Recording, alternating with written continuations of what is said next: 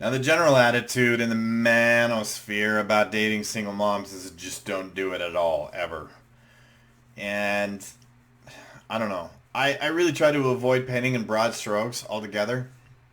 I just think I don't think that's ever a good thing, ever. I don't care who's doing it or what group of people you're doing it towards. I don't think that's good practice. I don't think that's a good idea. But if you kind of bump around in the manosphere and guys that you're gonna see a lot of guys that talk about red pill, maybe they talk about MGTOW, whatever.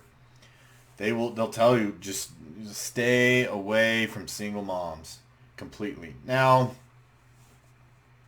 I don't know that that's entirely realistic for everybody, and I also don't think that it's entirely fair to paint in such broad strokes. I do think there's varying degrees, right? And I'll kind of get to that, but I don't like the idea of painting in broad strokes, and I'm going to try to come at this from a little bit of a different angle. Should you date a single mom? Well, maybe. That depends on what your values are and what her values are.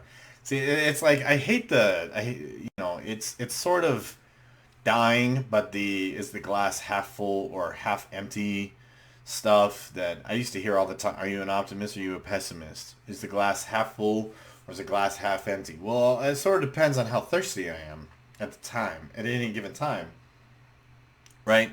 Because it varies from day to day. The world is so much more nuanced than that. To just put people into two categories, half full, half empty. It's just, to me, that's being stupid. To me, that's not smart to only see uh, just this black and white situation, all or none type thing, right?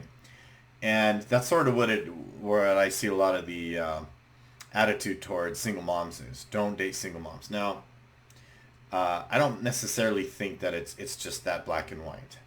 And I'll give an example. Um, my local area is has been dominated by a certain religion. Now, I live in Utah. If you know much about Utah, then you know which religion there tends to be here. And this religion pushes people to get married young and have kids young. And a lot of these people grow up and they realize that they got married because they were pressured culturally and socially and religiously to get married. Not necessarily because they were really compatible with this person. This religion also pushes people to have kids even before they have an established career or gotten out of college. It's like have kids, and so a lot of these people find themselves in situations where they're deep into a marriage and with a minivan full of kids, and they don't even have a good sense of who they are or what they want in life, and they end up divorced because maybe they're making a stand on that's not who I was. Those aren't my values anymore. And I think those single moms might need to be cut a break. They were sort of coerced in doing pressured into doing something that they believed was what they were supposed to do because well, maybe they were indoctrinated to do that. Uh, you take that situation versus say you meet someone and she has four kids from four different guys. Okay, now to me that's a huge red flag. To me that's someone who monkey bars relationships, and if you don't know monkey barring, that just means transferring from relationship to relationship.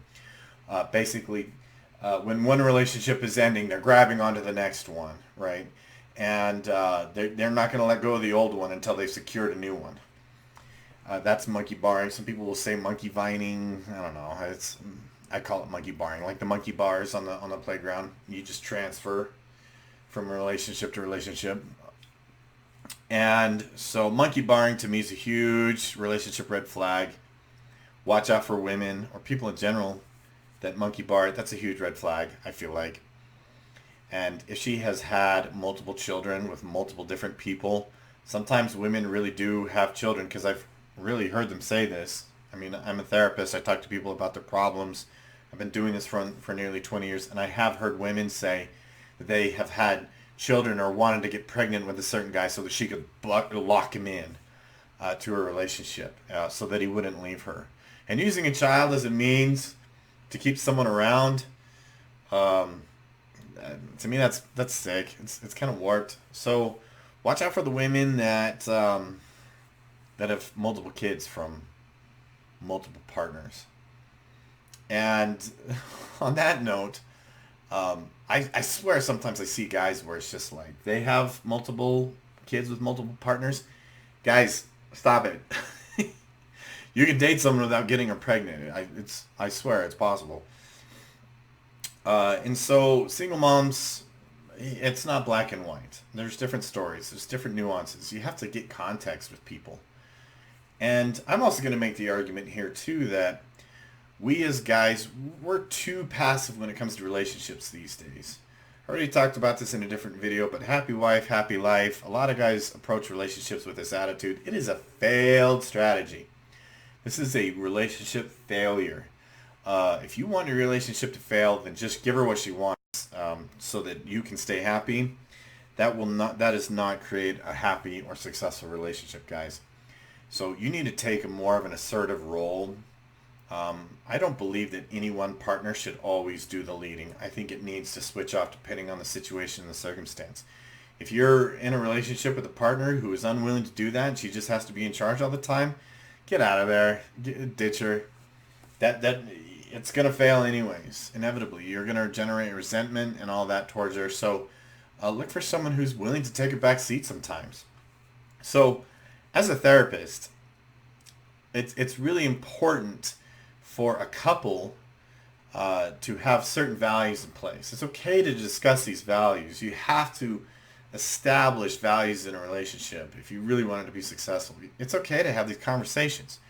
And I'll give you an example, right? A lot of single moms, you'll hear them say that my kids are my highest priority, and that's never going to change. So what is she communicating when she says that? She's basically stating, don't expect me to care about you as much or more than my children. And that's a red flag. I would say get out of there. Avoid those women, and here's why. Just because I would say honestly, and my intern supervisor, brilliant clinician, told me this years ago. If you're in a romantic relationship with somebody, whether they're the father of your current children or not, that is your primary relationship. Your relationship with your children should not be a higher priority than your relationship with your partner. That is not saying whatsoever that you stop caring about the children or have their welfare in mind. But see, here's a problem.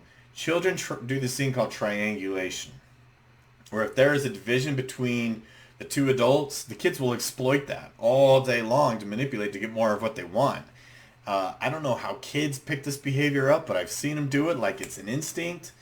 If you are not on a united front with your partner, the kids will exploit that, right? If the kids know that mom's going to take the kid's side over your side, and the kid when you're home watching them, and the kid is like telling you to F off, not doing what you want because they know that she's going to come home and chew you out. Yeah, you must establish these values. It's okay. Ask her. Just if she says, my kids are always going to be the most important thing ever. And it's okay to ask her and just say, hey, look, I'm not asking you to not care about your kids, but I need to be your primary relationship. And if that's not going to fit in your wheelhouse, then I'm going to move on. And good women will respect you for that. A good partner will look at that and go, wow, that's kind of badass. And she may even find that attractive. She might find that type of leadership and that confidence and that assertiveness to be really, really attractive. And you'd be surprised what you might get out of the situation. But it's important to put your values up front.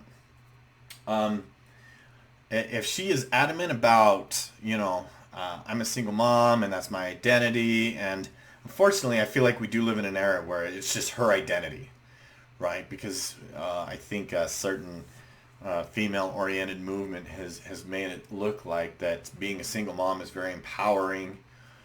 Okay, but what about the kids? Kids need healthy adult relationships modeled for them. And I'm tired of hearing this, like, what's good for the kids takes a back seat to what's in favor of female empowerment. I disagree with that entirely. I think kids need to be protected. I think kids need to be given a priority. I think kids need to see happy, healthy relationships and a good dynamic between a male and female partner. And if she's just, oh, I'm a single mom and that's my identity, and you're not going to disrupt that because that's what's empowering for me. Well, it's not empowering for the kids. It's just not. And again, I I'm a clinician that has done a lot of work with kids over the years. Should you date single moms? It just depends, man. Everything is nuanced. Everything has a gray area. Not everything is just straightforward and so cut and dry. So I think it's really unhealthy and problematic to treat everything in life that way. Approach each situation differently. It's okay to have those conversations with her. It's okay to see what she does with it. Um, it's okay to see what happens when there's something that has to do with her kids. If she decides you're just not as high as a priority as my kids, well, then get out of there. Then get out of there. But if she's willing to make you her primary relationship, that doesn't mean that the kids are just kicked to the curb. Like, oh, we'll just lock them in the closet from now on. Of course you still love your kids. Of course you still make them a priority. But if you can't make your romantic partner your primary relationship in life, then I guess she can go ahead and remain perpetually single. But again, watch out in the manosphere for guys to just say blanket statements. Never date single moms. I just don't think it's that black and white. I just don't. So again, everything is nuanced. Everything has gray areas. So if you hear what I'm saying, make sure you hit the like button. Be sure to subscribe to our channel. Go to theorionway.com. Don't forget to listen to our podcast, Orion Way of Life. It's important to explore the nuances, but it's important for you as a guy to have identity outside of relationships and women, and learn to be strong and assertive and confident. That's what's really attractive to women. So thanks again for watching. That's going to do it for this one. It's gone a little bit longer than I wanted to. So see you next time. Thanks.